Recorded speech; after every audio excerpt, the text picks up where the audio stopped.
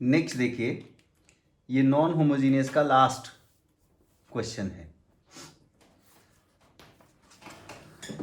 Next है, हमसे कहा गया if a is equals to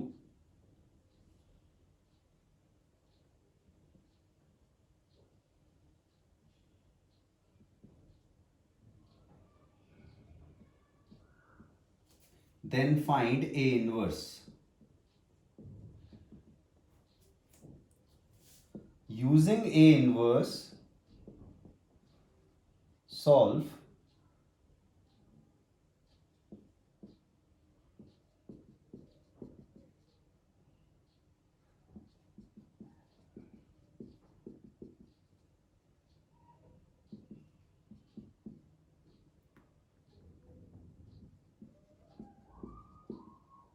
ये।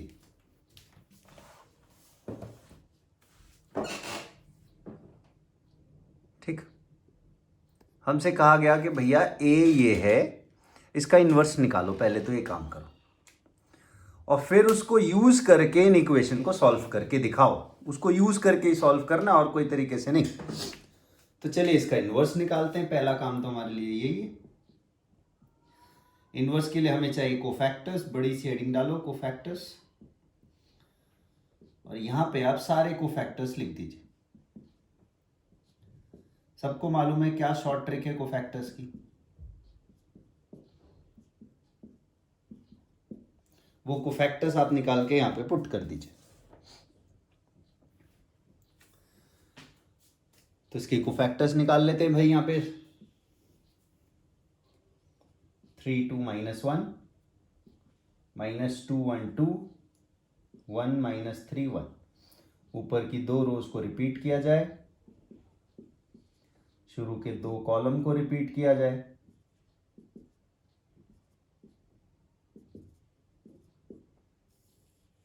ये रे कोफैक्टर 1 + 6 7 आ गया। 2 + 2 4, 6 - 1 5, 6 - 2 4, सॉरी 3 - 2 1,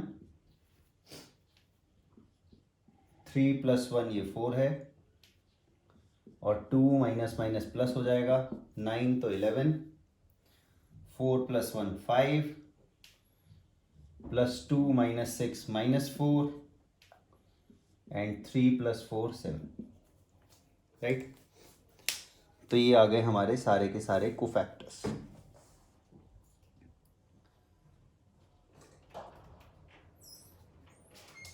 बिल्कुल ठीक है। इससे हमें मिल जाएगा एडजॉइंट ऑफ ए। इसका ट्रांसपोज कर देंगे हम, तो 7 4 5, 1 4 11, 5 - 4 7। अब हमें चाहिए डिटर्मिनेंट। डिटर्मिनेंट आप जानते हो, 3 कोफैक्टर्स ले लो किसी भी एक रो के, और 3 एलिमेंट ले लो उसी रो के। मल्टीप्लाई करके ऐड करो। 7 × 3 21, 2 × 4 हो गया 8, और ये हो गया जी -5। तो 8 में से 5 गए 3, और ये जुड़ के हो गया 24। क्योंकि ये नॉट इक्वल्स टू 0 आया, तो इनवर्स एग्जिस्ट करेगा। तो ए इनवर्स की वैल्यू क्या आ गई? पहला काम तो ये था कि ए इनवर्स निकालो। ए इनवर्स होता है 1/डिटर्मिनेंट ए इंटू एडजॉइंट ए।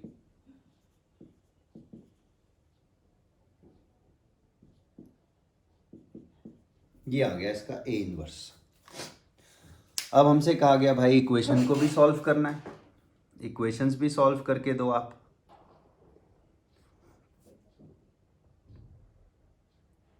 तो चलिए इक्वेशन सॉल्व करते हैं। इक्वेशंस को कन्वर्ट करो मैट्रिक्स फॉर्म में।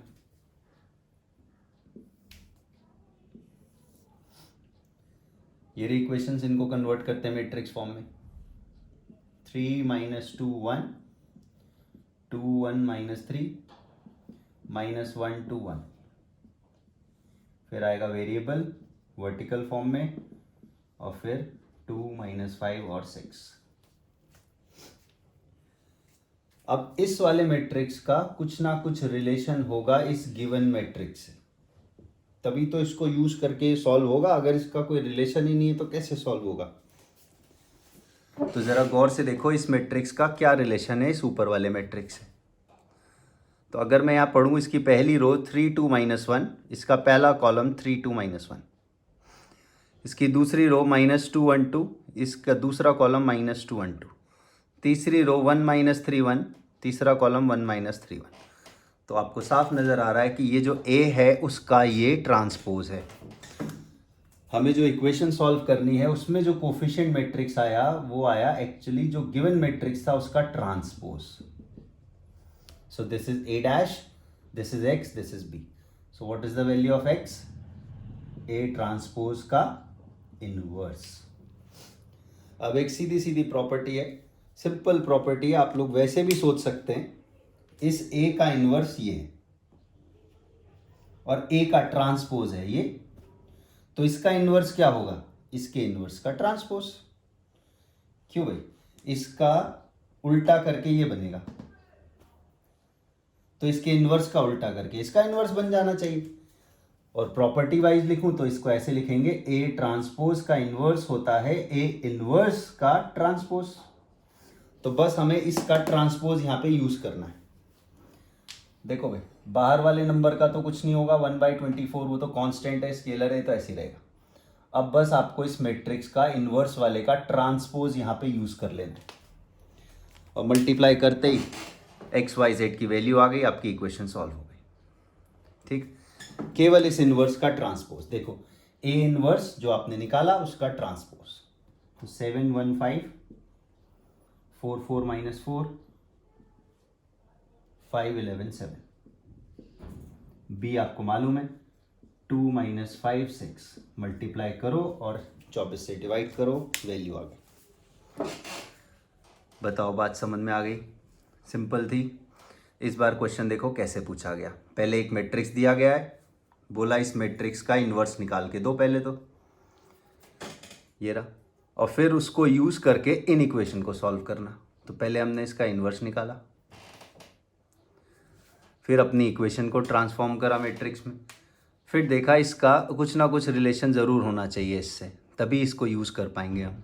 तो ये तो इसका ट्रांसपोज निकली हमारी इक्वेशन का मैट्रिक्स। तो अगर ये ए है तो इस वाले को ए डैश कहेंगे हम। So A dash X is equals to B, तो एक्स की वैल्यू क्या आ जाती है? ए डैश का इन्वर्स, इस वाले मैट्रिक्स का इन्वर्स हो जाता है ना।